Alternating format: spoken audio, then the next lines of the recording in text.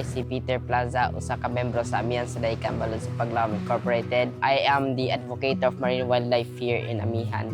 So ang sinugdanan ini is by Uncle Winston. Usually was the first advocate of marine wildlife. So I was interested by him because he taught me many things about marine wildlife here in Dahican. So I took the responsibility as the young youth of the organization as a advocator.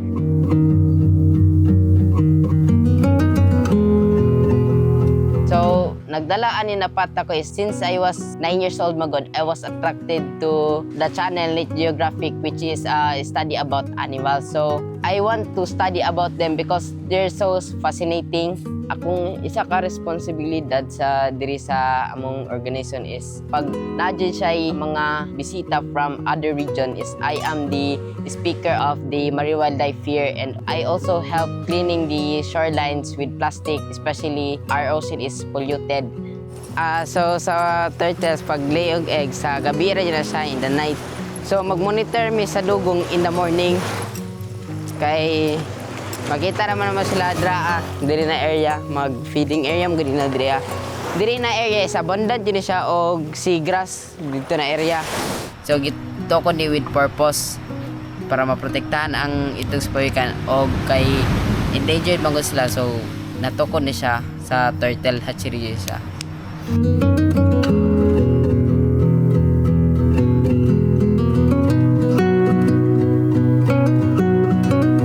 Important dyan sa atoa as sa mga younger generation because kisa may mubuhat ani na buhatonon kung dili mubuhat og action tong mga younger generation, di ba? Kay puro silang ta sa dagko.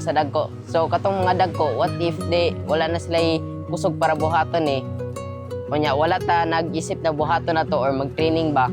So wala ta na advocate or na butas tong isip na buhaton So as a young pa jud ta, mag-start ta og tabang-tabang sa environment or sa ato kalikasan.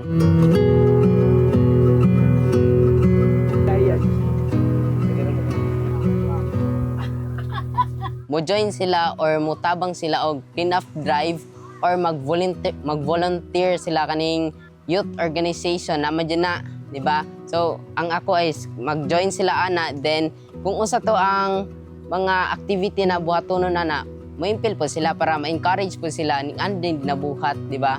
Giganaan man ko pog sig kaning advocate sa other other na mga bisita sa mga bisita ng Wanhidria kaning wala sila kabalon sa buhatonon pag naana. So, ako iga-advocate sila or gahatag sila na unsay buhaton pag ning ani ning ana. O di lang po kana kay ang gusto po nako is maging marine wildlife in the future.